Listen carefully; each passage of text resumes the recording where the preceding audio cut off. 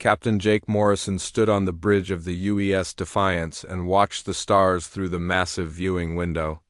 The ship drifted quietly in space near the edge of human territory. Around him, his crew worked at their stations with the calm efficiency that came from years of training. The bridge hummed with the soft sounds of computers and life support systems. Everything seemed normal, but Jake knew that was about to change forever. The communication panel beeped with an incoming transmission from Earth Command.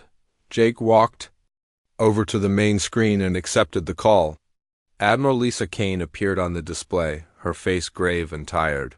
Behind her, Jake could see the busy command center on Earth where hundreds of officers worked around the clock.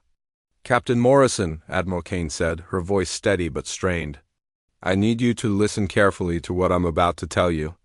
The situation has changed dramatically in the last few hours." Jake nodded and gestured for his senior officers to join him. Commander Ryan Bell left his tactical station and walked over. Dr. Helen Cross, who had been reviewing diplomatic files, also approached the screen. The three of them had served together for 5 years, and Jake trusted them completely. "The Galactic Council has issued humanity an ultimatum," Admiral Kane continued. "We have 30 standard days to abandon all colonies beyond the Sol system. Every human settlement outside our home system must be evacuated.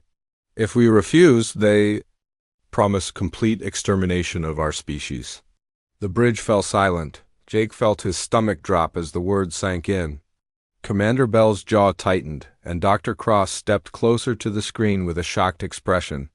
"Admiral," Jake said. "Slowly, that's impossible. We have 47 colony worlds with over 2 billion people. We can't evacuate that many people in 30 days. Our transport ships don't have the capacity." "I know," Admiral Kane replied. "The Council knows it too. They're not expecting us to evacuate. They want us to abandon those people to die, or they want us to refuse so they can justify attacking us." Dr. Cross spoke up, her voice angry. "This makes no sense. We've been trying to establish peaceful relations with the Council for 50 years. Every attempt at diplomacy, every cultural exchange, every trade agreement. Why now? What changed?" Admiral Kane's expression grew even more serious. "According to their message, humanity is too aggressive and unsuitable for galactic civilization. They claim our presence threatens the peaceful order they've maintained for thousands of years." Commander Bell laughed bitterly. "Aggressive? We've bent over backwards to avoid conflict. We've accepted their restrictions on our expansion. We've followed their trade regulations. We've even allowed their inspectors on our worlds. That's exactly what makes this so concerning," Admiral Kane said. "Helen, I need you to review all our intelligence on the Council species. Something about this ultimatum doesn't add up." Dr. Cross nodded. "I'll start immediately." "But Admiral, what's our official response going to be?" "President Kate Williams is meeting with the Joint Chiefs right now," Admiral Kane replied. "But between us, we all know there's only one answer we can give. We don't abandon our people." Jake felt a chill run down his spine. He understood what that meant. "Admiral, what are our chances if this comes to war?" Admiral Kane was quiet for a long moment. "The Council's combined fleets outnumber us nearly 1,000 to 1. They have 12 species with advanced technology and thousands of years of spacefaring experience.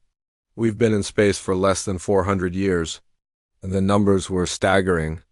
Jake had known humanity was outnumbered, but hearing it stated so bluntly made the situation feel hopeless. Around the bridge, other crew members had stopped their work to listen. Everyone understood what they were facing. "However," Admiral Kane continued, "we do have some advantages. Our technology developed independently from theirs. Our weapons and defensive systems work on different principles. That might give us some surprises." Dr. Cross was already accessing her computer terminal. "Admiral, I'm pulling up files on Council military doctrine. If we're going to fight, we need to understand how they think." "Good," Admiral Kane said. "Jake, I want the Defiance to begin patrolling the outer colonies. Start with the Kepler system and work your way inward. Document everything. If we're going to make a stand, we need to know exactly what we're defending. Understood, Admiral, Jake replied. What about the colonists? Should we begin evacuation procedures? Not yet. We don't want to cause panic, and frankly, we don't have anywhere to put 2 billion people. Focus on intelligence gathering for now? The transmission ended, leaving the bridge in heavy silence. Jake looked around at his crew. These were good people who had signed up to explore the galaxy and protect human interests. None of them had expected to face a war for humanity's survival. Ryan, Jake said to his tactical officer, I want a complete review of our weapon systems. Every missile, every energy weapon, every defensive system. If we're going to fight, I want to know exactly what we can do. Commander Bell nodded grimly. I'll have a full report ready within the hour. But Jake, even our most advanced ships are no match for Council dreadnoughts. Maybe not in a straight fight, Jake replied. But humans have never been good at fighting fair anyway. Dr. Cross looked up from her computer. I'm finding some interesting patterns in the historical data. Every species in the Council was once more aggressive than they are now. The hegemony used to be conquerors, the collective were raiders. The Federation fought wars that lasted centuries. What changed? Jake asked. That's what I need to figure out, Dr. Cross replied. But I'm starting to suspect the Council didn't just invite these species to join. I think they were forced to join. The implications of that statement hung in the air. If the Council had a history of conquering aggressive species and forcing them into their civilization, then humanity's situation was even worse than they thought. Set course for the Kepler system, Jake ordered. Maximum speed? As the Defiance turned toward the outer colonies, Jake stood at the viewing window and watched the stars streak past. Somewhere out there, 12 alien species were preparing to destroy everything humanity had built among the stars. 2 billion human colonists were going about their daily lives, unaware that their entire civilization hung in the balance. Jake thought about his own family back on Earth. His sister lived in New York with her 2 children. His parents had a small farm in Ohio. All of them were counting on people like him to keep them safe. The weight of that responsibility felt heavier than ever. Captain, Commander Bell said from his station, I'm detecting unusual movement in the border systems. Long-range sensors are picking up large formations of ships moving toward human space. Jake turned away from the window. How long do we have?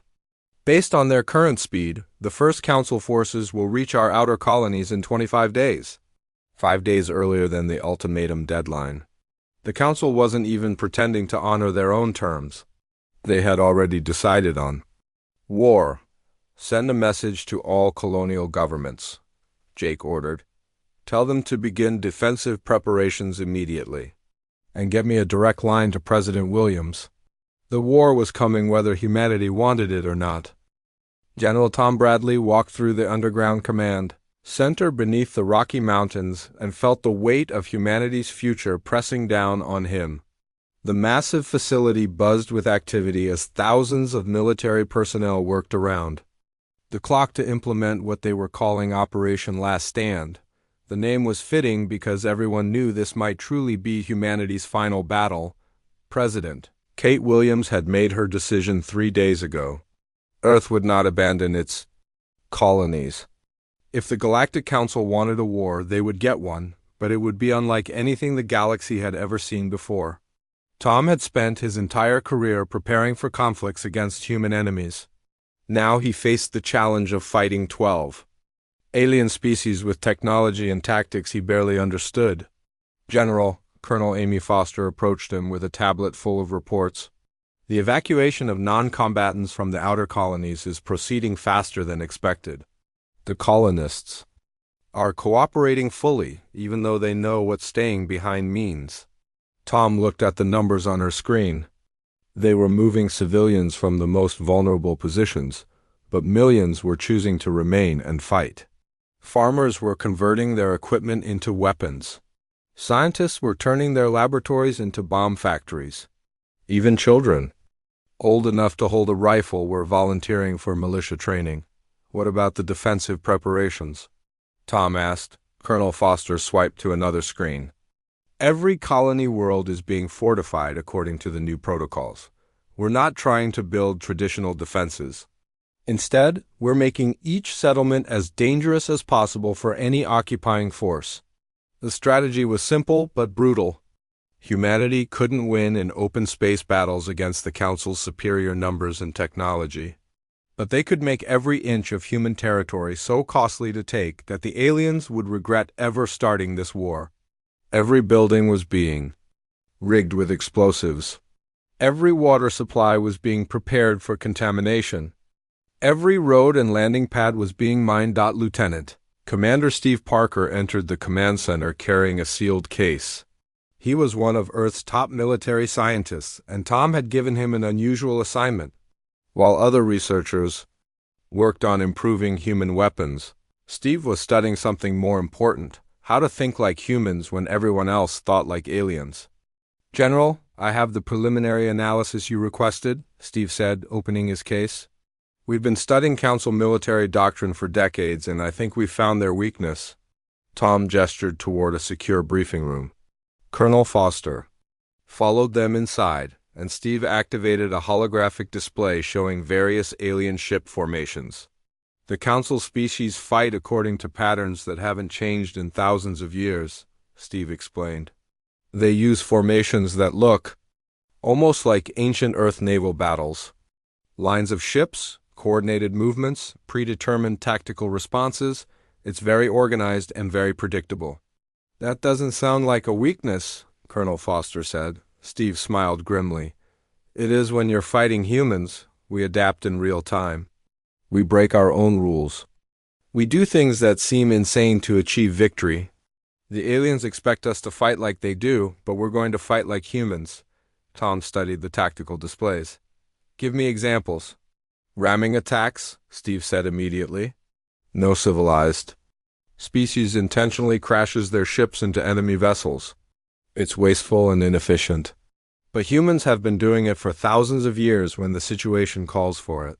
He changed the display to show human historical battles. "Kamikaze attacks, suicide bombers, soldiers who choose to die taking enemies with them rather than retreat. These concepts don't exist in Council military thinking because they've been civilized for too long." Colonel Foster looked troubled. "You're talking about tactics that will cost us enormous casualties." "Every tactic will cost us enormous casualties," Tom replied. "The question is whether we can make the aliens pay a higher price than they're willing to accept." Dr. Maria Lopez entered the briefing room carrying her own set of classified files. She was Earth's leading expert on alien technology, and her research had revealed something that changed everything about their defensive strategy.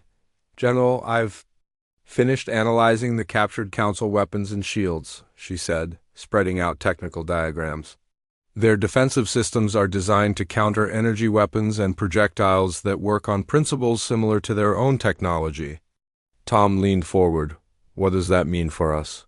"Human weapons developed independently," Dr. Lopez explained. "Our missiles use different guidance systems. Our energy weapons operate on different frequencies. Our kinetic weapons use materials and methods they've never encountered. Their shields can stop Council weapons easily, but human weapons might punch right through." The implications were staggering. Humanity's technological disadvantage might actually be an advantage in disguise. While Council species had thousands of years to perfect their weapons against each other, they had no defense against human innovations. "There's more," Dr. Lopez continued. "Their ships are designed for long-range battles in open space. They expect enemies to behave predictably and fight according to established rules. But human ships are built for versatility and close-quarters combat." Steve nodded enthusiastically. "That's exactly what I'm talking about. We can get inside their formations and fight at ranges where their long-range weapons become liabilities." Tom felt the first spark of hope he'd experienced since receiving the ultimatum. Humanity was still vastly outnumbered, but they might have more advantages than anyone realized. "What about intelligence?" Tom asked Colonel Foster.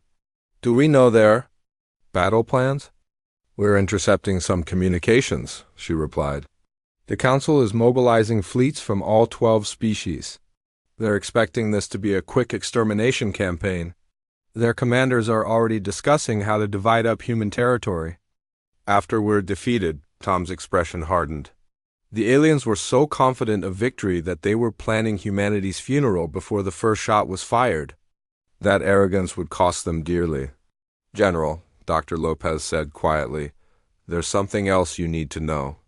I've been studying the historical records of how council species joined their civilization. Every single one was conquered first. The room fell silent. Tom had suspected as much, but hearing it confirmed made the situation even more serious. The council doesn't invite species to join, Dr. Lopez continued. They conquer them, break their will to fight, and then integrate them as subordinate members. The aggressive instincts of these species were systematically removed over generations. But not destroyed, Steve added, just suppressed. The capacity for violence is still there in their genetic memory. Tom understood immediately. You're saying that if we fight hard enough, we might remind them of what they used to be. Exactly, Dr. Lopez said. The Council's greatest fear isn't that we'll defeat them militarily. It's that we'll inspire their own subject species to remember what freedom looks like. Colonel Foster was already thinking tactically. So our real weapon isn't our ships or our soldiers, it's our example. Tom nodded slowly. The strategy was becoming clear. Humanity wouldn't just fight to survive. They would fight to show the galaxy what real resistance looked like. Every battle, every sacrifice, every act of defiance would be broadcast across space to remind 12 conquered species that they had once been warriors too. Change our defensive deployments, Tom ordered. We're not trying to stop the Council fleets. We're trying to draw them deep into human space where we can fight them on our terms. Colonel Foster looked puzzled. You want to let them advance? I want them to think they're winning, Tom replied. Let them spread out across our territory. Let them get comfortable. Then we'll show them what happens when you corner a species that refuses to be tamed.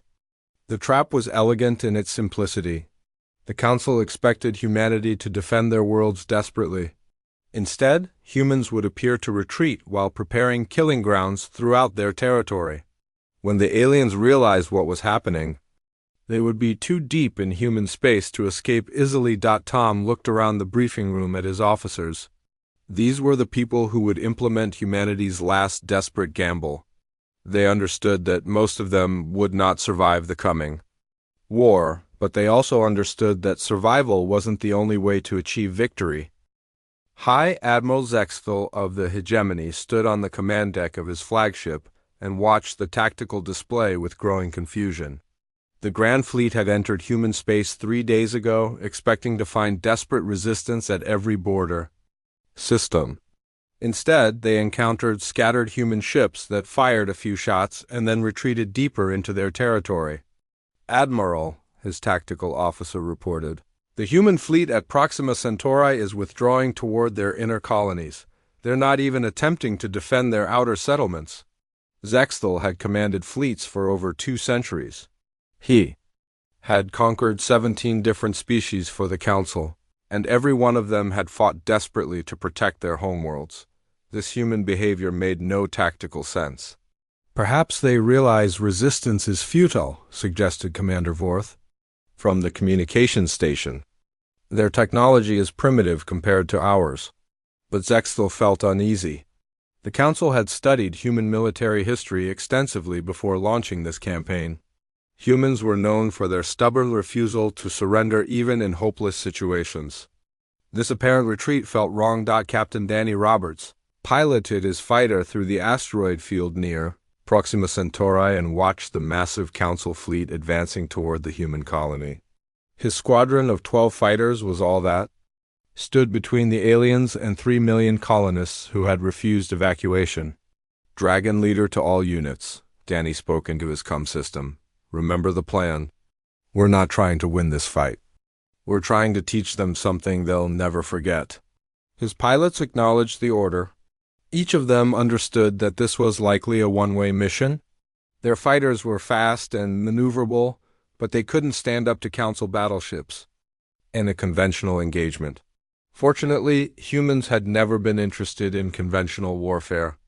Dragon 2 to Dragon Leader, came the voice of Lieutenant Sarah Kim. Enemy formation is maintaining standard attack pattern. They're not even bothering with defensive maneuvers. Danny smiled grimly. The aliens were so confident in their superiority that they weren't taking human forces seriously. That arrogance was about to cost them dearly. All units execute attack pattern Omega, Danny ordered. The human fighters suddenly accelerated directly toward the Council fleet. To alien observers, it looked like a desperate suicide charge by primitives who didn't understand modern space combat. They were half right. Danny's fighter screamed toward the lead Council battleship at maximum velocity. The alien point defense systems opened fire, but their targeting computers were calibrated for weapons that tried to avoid destruction. They couldn't properly track missiles that wanted to die at the last possible second. Danny ejected from his fighter and activated his emergency beacon. His unmanned ship continued its trajectory and slammed into the battleship's bridge at nearly light speed. The explosion tore through 3 decks and killed hundreds of alien crew members, all around the battlefield. Similar scenes played out as human pilots turned their own fighters into guided missiles. The Council formation dissolved into chaos as commanders tried to understand why the humans were destroying themselves to achieve what seemed like minor tactical victories. Commander Julie Martinez watched the battle from her ship, the UES Vengeance, which was holding position behind a small moon. Her vessel was one of humanity's newest destroyers, equipped with experimental weapons and a crew that had volunteered for the most dangerous mission in human history. "Captain," her communications officer called out, "we're receiving surrender demands from the Council fleet. They want us to power down our weapons and prepare to be boarded." Julie laughed coldly. "Open a channel to all Council ships. I want to send them a message they'll understand." The main screen activated, showing Julie in her command chair. Behind her, the bridge crew continued their work with calm efficiency. She had specifically chosen officers who looked young and determined rather than intimidating. "Council forces," Julie began, her voice steady and clear. "I am Commander Julie Martinez, of the United Earthship Vengeance. You have demanded our surrender. I want to show you something before we respond." The transmission switched to recorded footage from human history. Images of soldiers fighting in impossible conditions, civilians taking up arms against overwhelming odds, entire populations choosing death over slavery. The footage showed humans in every era refusing to submit no matter how hopeless their situation appeared. "Every species you have conquered gave up when the cost became too high," Julie continued. "Humans are different. We have a saying, 'Give me liberty or give me death.' Today you will learn what those words mean." The Vengeance emerged from behind the moon with all weapons firing.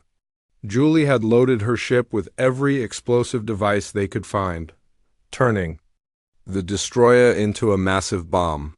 She aimed directly for the Council fleet's command ship. Zexthal watched in horror as the human vessel approached his flagship. His defensive systems were firing continuously, but the ship kept coming. At the last moment, the human vessel exploded in a blinding flash that disabled half his fleet's sensors and destroyed 2 escort cruisers, but the explosion wasn't the most disturbing part.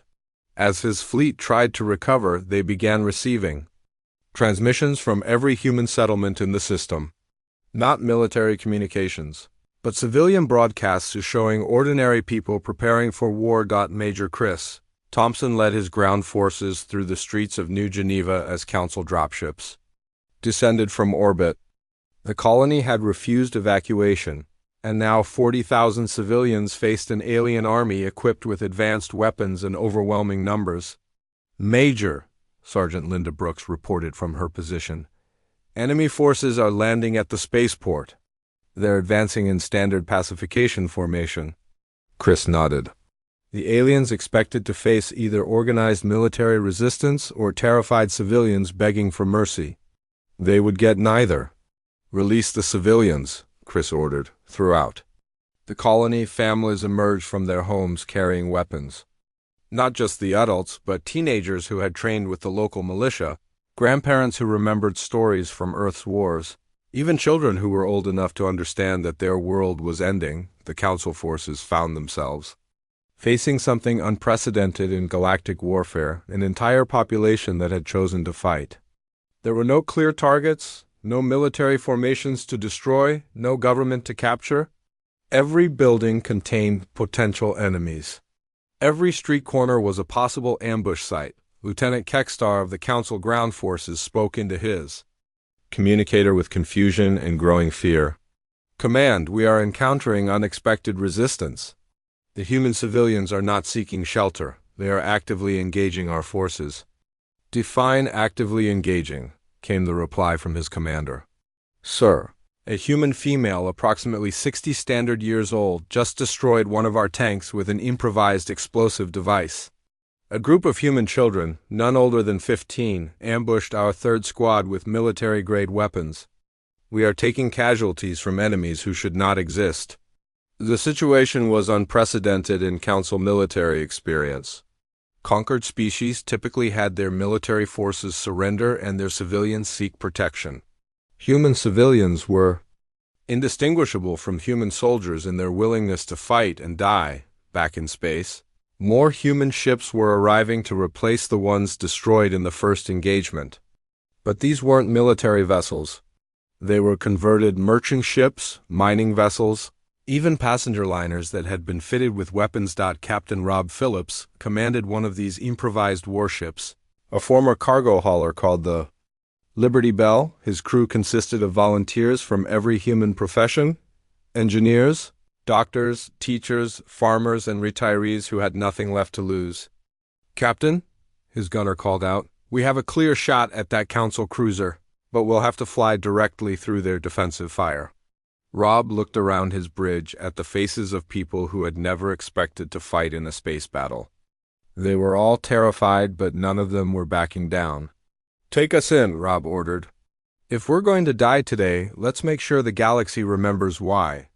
The Liberty Bell accelerated toward the enemy formation as Council weapons tore through its improvised armor. Rob's ship was destroyed before it could reach its target. But the sight of civilian vessels attacking military formations was being broadcast across the galaxy for the first time in millennia. Conquered species throughout Council space were seeing what resistance looked like. They watched humans choose death over surrender, watched families fight together against impossible odds, watched an entire civilization refuse to accept defeat. On worlds throughout the galaxy, Council subject species began to remember stories. Their grandparents had told them about the time before the Council came, when their ancestors had been warriors and explorers instead of compliant citizens. The war was no longer just about humanity's survival. It had become something much more dangerous to the Council's control over the galaxy, a reminder that freedom was worth any price. Admiral Beth Clark stood in the command center, deep beneath the surface of Luna, and watched as the Council's main fleet finally entered the Sol system. Through the massive screens around her, she could see Earth hanging in space like a blue jewel, seemingly defenseless against the approaching alien armada. The sight was deceptive in ways the enemy could never imagine.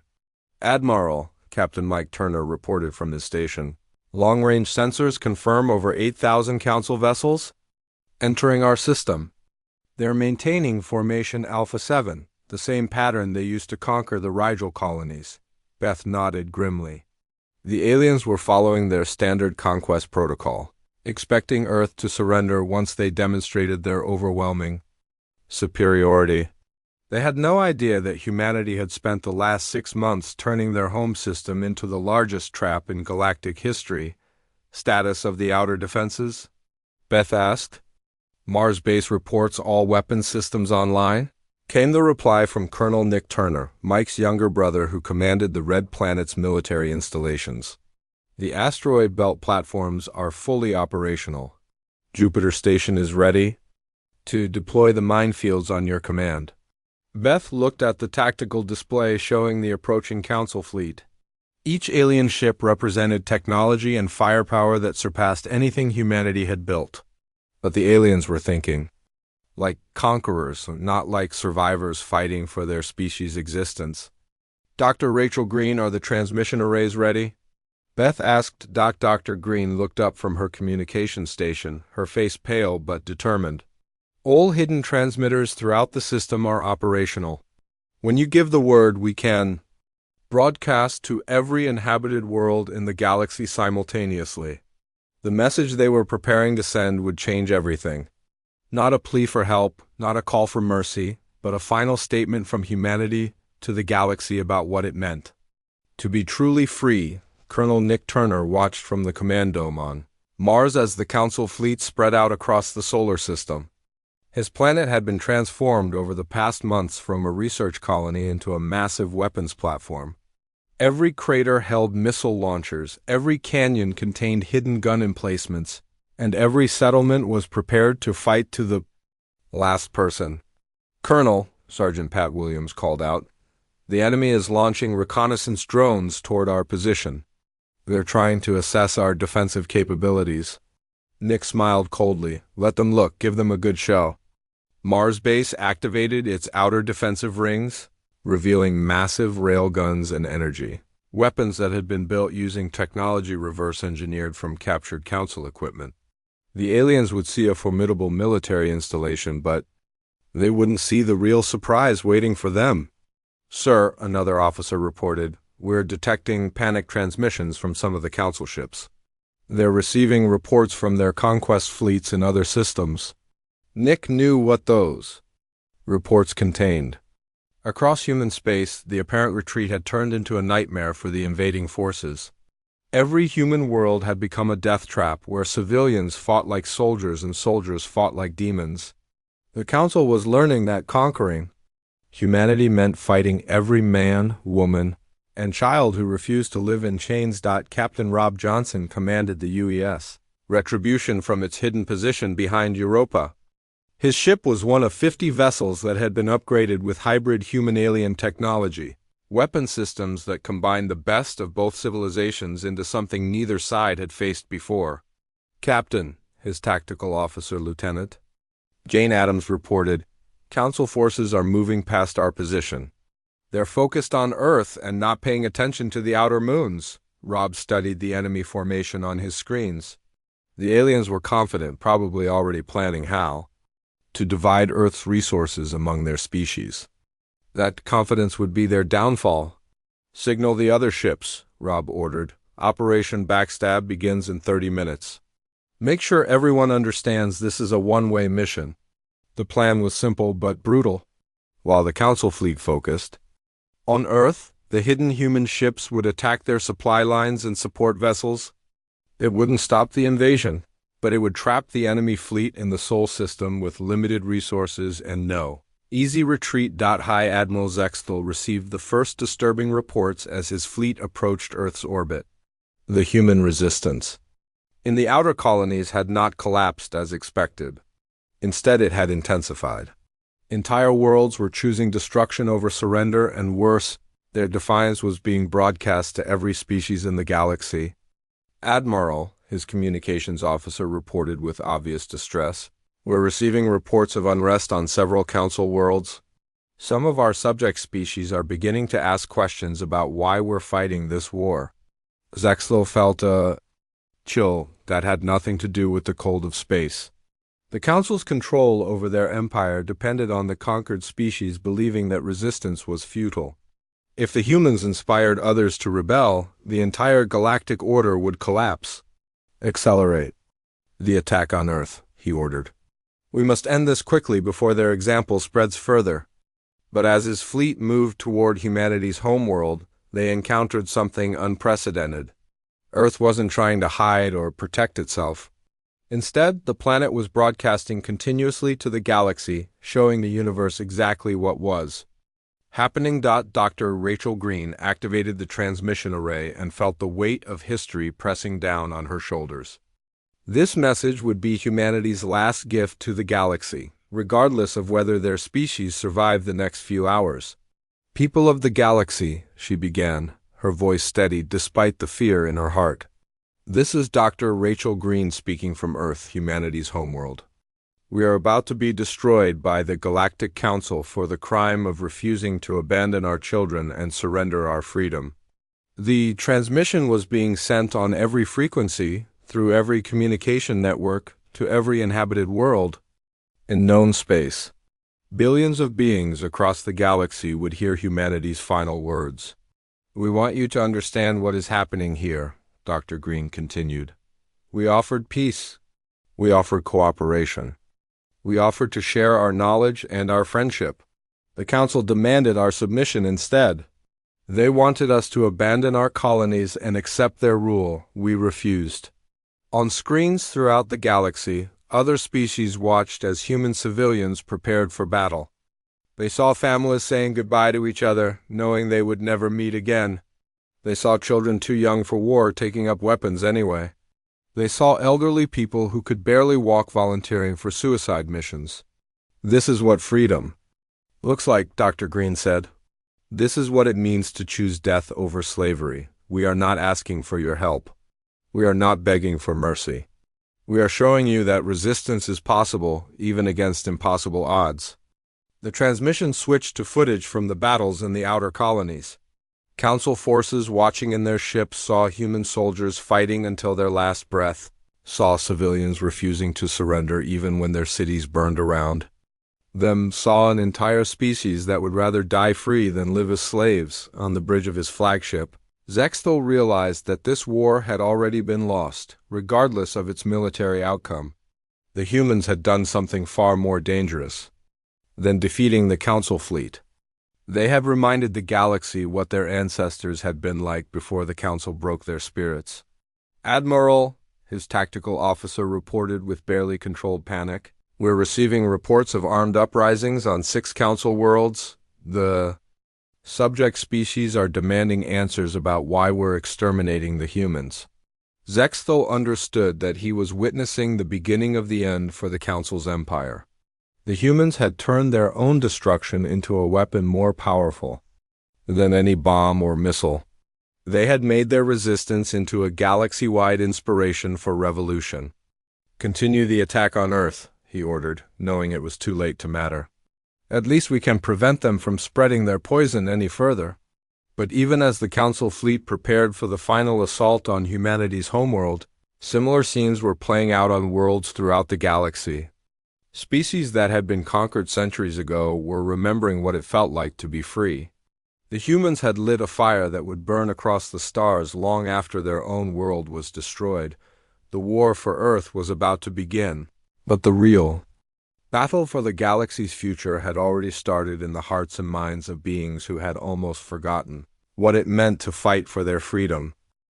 President Kate Williams stood in the ruins of what had once been the White House and watched Council ships descend through Earth's atmosphere like falling stars. Around her, the remnants of her government worked from makeshift stations powered by emergency generators. The building had been damaged by orbital bombardment 3 hours ago, but she had refused evacuation orders from her security team. "Madam President," General Tom Bradley approached her through the rubble-strewn corridor. "The Council ground forces will reach the capital within the hour. My people can get you to the underground bunkers." Kate looked through the broken windows at the smoke rising from a dozen cities across the continent. This was her world, her people, and she would not spend her final hours hiding in a hole while they fought and died above ground. "No, Tom," she said quietly. "If this is humanity's last day, then I want to face it standing in the light." She walked to the communication console that her staff had managed to keep operational despite the damage. The device would allow her to send one final message to the galaxy, broadcast on every frequency and transmitted through networks that the Council couldn't shut down. "Are we still connected to the hidden transmitters?" Kate asked her communications director. "Yes, Madam President. Every relay station is operational. Your words will reach every inhabited world in the galaxy." Kate nodded and activated the system. This would be Earth's final message to the universe, spoken by a leader who knew she would not live to see another sunrise. "People of the galaxy," Kate began, her voice carrying across space to billions of beings on thousands of worlds. This is President Kate Williams speaking from Earth. In a few hours, my world will fall to the Galactic Council's forces. Our cities burn, our fleets are scattered, and our people are dying. We are about to become extinct. On worlds throughout the galaxy, Council subject species stopped their daily activities to listen. In their homes, in their workplaces, in their government buildings, beings who had lived under Council rule for generations heard something they had never expected to hear: defiance in the face of certain death. But before we die, we want you to understand something, Kate continued. We did not choose this war. We offered peace, cooperation, and friendship. The Council demanded our surrender instead. They told us to abandon our children in the outer colonies. They told us to accept their rule without question. They told us to become like you, civilized, peaceful, and obedient. The words hit like physical blows across the galaxy. Species that had convinced themselves they had joined the Council willingly suddenly faced the truth about their own conquest. Commander Kevin Walsh activated the final phase of humanity's ultimate weapon from his hidden command post in the Alps. Around him, technicians worked frantically to complete the most ambitious project in human history. Not a bomb or a fleet of ships, but something far more dangerous to the Council's control over the galaxy. Kevin, Dr. Helen Cross called out from her station, the genetic templates are ready for transmission. Every aspect of human culture, history, and biology has been encoded and prepared for broadcast. Kevin looked at the data streams flowing across his screens. If humanity was destroyed, their legacy would survive in the most unexpected way possible. Hidden transmitters throughout human space would broadcast the complete blueprint of human civilization to every world in the galaxy. Any species brave enough to embrace freedom would have the tools to become truly human in spirit, if not in body. Begin transmission, Kevin ordered. Let the galaxy inherit what we're about to lose. The data burst outward at the speed of light, carrying with it the essence of what made humanity unique: their refusal to surrender, their willingness to sacrifice everything for freedom, their capacity to fight impossible odds and somehow find a way to win. Admiral Lisa Kane watched from the bridge of the UES Defiance as human reinforcements arrived from every direction to make their final stand in Earth's orbit. These weren't military vessels anymore. They were anything that could fly and carry weapons: cargo ships, passenger liners, mining barges, even private yachts that had been converted for war. Admiral, Captain Jake Morrison reported from his position, we have over 3,000 ships converging on our position. Most of them are crewed by volunteers who know this is a suicide mission. Lisa looked out at the ragtag fleet that represented humanity's last hope. Each ship carried people who had chosen to die fighting rather than live as slaves.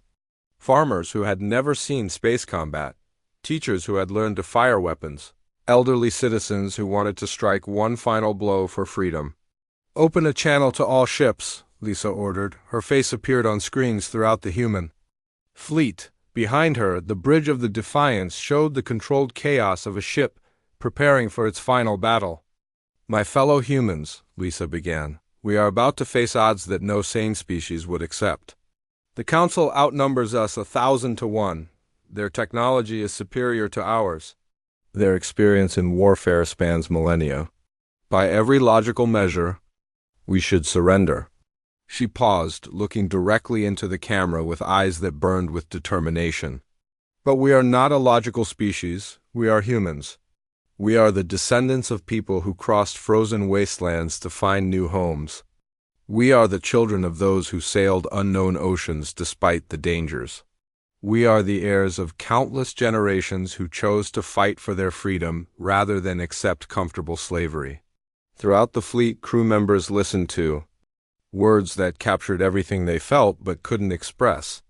This was why they were here, why they had chosen certain death over uncertain surrender. Today we teach the galaxy what humans are really like when pushed to extinction, Lisa continued.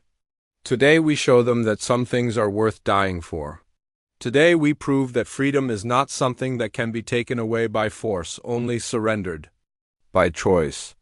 The Council's main fleet moved into attack formation around Earth, High Admiral Zexthal had committed everything to this final assault, bringing ships from across the galaxy to witness humanity's destruction.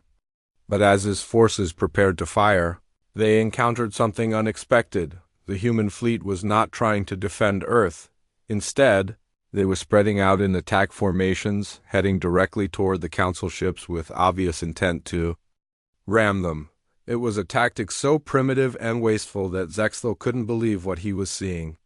"Admiral," his tactical officer reported with confusion, "the humans are not engaging at optimal range. They appear to be closing for melee combat." Zexthal watched in horror as human ships accelerated toward his fleet. Many were destroyed by defensive fire, but others broke through the Council formations and exploded against battleships and cruisers. Each human vessel that died took alien ships with it. Trading lives for lives, an equation that made no mathematical sense, but it wasn't about mathematics.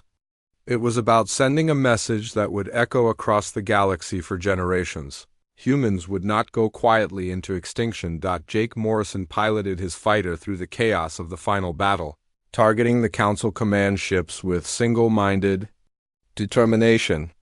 Around him, the space between Earth and its moon had become a graveyard of burning vessels from both sides. "Jake," came Lisa's voice over the communication system, "the Council flagship is breaking through our lines. They're heading for Earth's surface." Jake looked at his fuel and ammunition indicators. He had enough for one more attack run, but not enough to return to base. The choice was simple. "Tell my family I love them," Jake said, turning his fighter toward the alien flagship. His ship screamed through space toward the massive Council vessel that carried Zexthal and his command staff. The alien point defense systems opened fire, but Jake had been flying combat missions for 15 years. He knew how to make his fighter dance through defensive fire. At the last second, Jake armed every weapon his ship carried and set them to detonate on impact. His fighter struck the Council flagship's bridge in a blinding explosion that killed the alien admiral and crippled the command structure of the entire fleet. As the battle raged around Earth, President Kate Williams delivered the final lines of humanity's message to the galaxy.